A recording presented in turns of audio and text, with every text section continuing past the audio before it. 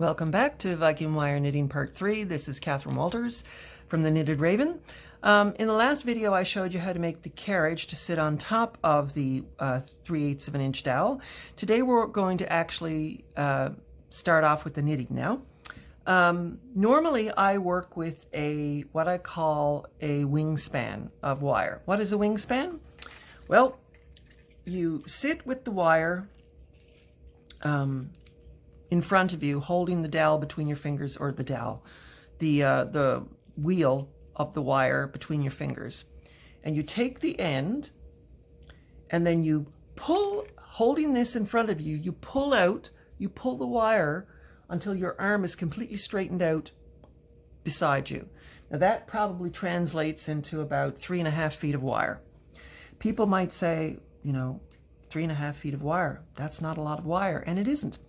But when you're Viking wire knitting, to have more than a wingspan means you have to let go and grab the wire a second time in a second place when you're trying to pull a stitch through. And that leads to kinky wire, and you don't want your wire to be kinky. Anyway, what I'd like to show you now is how you get started with your stitches. And this is why we keep our chain nose pliers handy, and we also use our fingernails, because if you've taped your carriage down too tight, you might have a bit of trouble scooting your wire in past into the first loop. But what you want to do is just feed the end up through so you can hold it with your thumb, okay? Because that's not actually your first stitch, but that's where you anchor the wire for starting off. Now, you're going to push your wire down through the petal so it sits in front of the end that you're holding with your thumb. And you're going to do that. I'm hoping you can see that. And there's your first stitch. And you move over and you put your thumb on that. You reach behind and you get the end of your wire, and you go down through the second petal.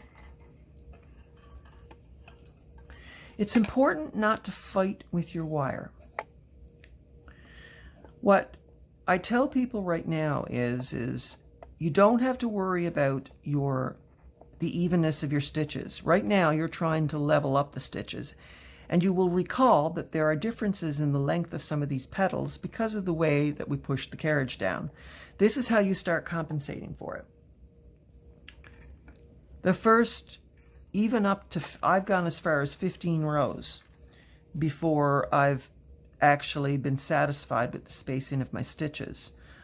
It probably won't take quite so long today, but with finer wire, sometimes you have to be patient. And that's okay. Now, you'll notice it's starting to kink here. You need to go in and smooth that out. You don't force it, you smooth it out. You pull first to the left and then back over to the right. Of course, if you're left-handed, you're doing that in reverse. And you keep going around the petals. Oops, I just hooked around a pair of pliers. Is really helpful actually if you don't have a camera in front of you when you're trying to do this, a camera carriage. But anyway, bear with me. Pulling to the left gently and then to the right. And that's your stitch set. We're almost back to the beginning.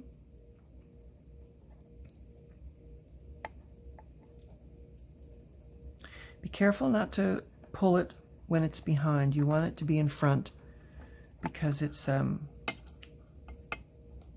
here. Now my wire wants to twist. I will gently unbend it before I try to pull it tight. And this is something I often do when I get into Viking knitting.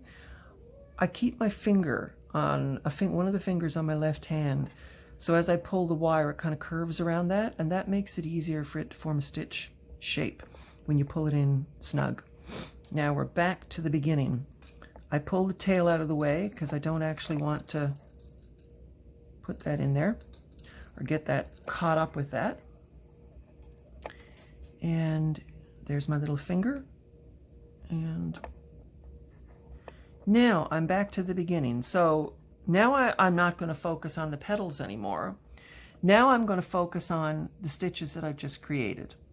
This time I'm sliding the wire in behind the first stitch. I'm going to bring this up close to see if you can see it. Yes, my darling kitty. Supervisory staff has dropped in to rub up against my ankle. You may hear her for the next few minutes. So I've pulled that behind the first two stitches. And now, here you can see it. Here's my next stitch. And I'm going to go around.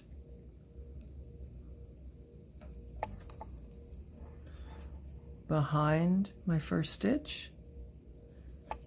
And I gently press with my thumb as I go by, not hard, just to set the stitch so you don't accidentally pull it out of shape.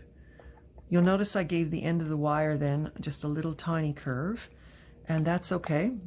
Anything that makes it easier to slide it past your... Now, did you see what I did just then? I kind of got tangled up.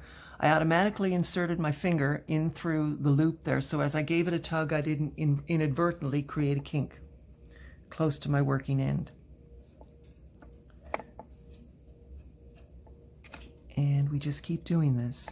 You will keep knitting until you've got to a point where you're satisfied that your stitches are fairly evenly spaced. They don't have to be perfect, but it's important from the get-go, just like it is with when you're knitting with yarn, is you want your tension to be fairly even, and you want your stitches to be fairly even.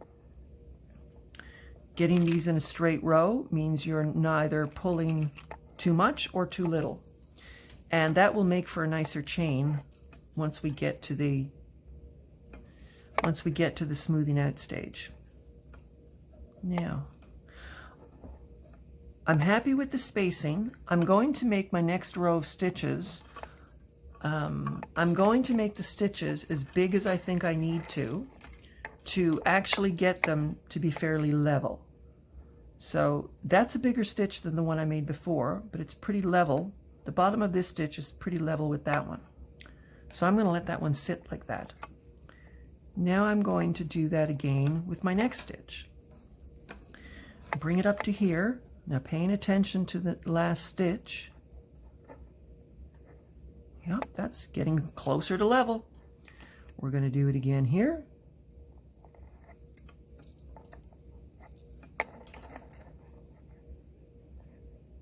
Oh, we're getting close now. I'd say one more row will do the trick for sure for me. But I think you've got the picture by now. It's like the goal here is to even up the stitches in the first handful of rows. And like I said, sometimes it takes 4 rows, sometimes it takes 6 rows. With really fine wire, I've gone 15 rows until I've been really happy with it. Because there's a lot of difference. There's a lot of difference between the petals. Alrighty. And you keep going like that. Now, I pulled that on purpose so you could see that, because I realized the last time it happened I rushed through it. You do not want to pull on that loop right there, because if you do, you will make a terrible kink in your wire. And kinks are undesirable because when you are going, when you're using the draw plate to pull your chain through at the end, it can create a weak point in the wire that'll cause it to break. So you don't want that. You'll see I backed my wire off a little bit and until the curve was more gentle, and then I just gently pulled it straight. And again, with the finger in there to help me create my loop, I pull first to the left and then to the right. It's really helpful if you do not have anything on your work surface. when you're doing this. I will tell you that pets, especially cats, are extremely attracted to shiny wire bouncing around. That's another good reason to only use a wingspan, because it prevents dangly bits on the floor for cats to chase and possibly puncture a paw. So I'm going to leave you to it now, and I'm going to ask you to keep knitting your first wingspan of wire until you've just about run out. And in the next video, I will show you how to join wire so you can continue making a length of wire knitting. Katherine Walters from the Knitted Raven, signing off for now. If you like this video, please consider giving it a thumbs up. And if you haven't already considered subscribing, I would encourage you to do so you don't miss future updates. Thanks so much, and we'll be back again really soon with the next episode of Introduction to Viking Wire Knitting. Bye-bye.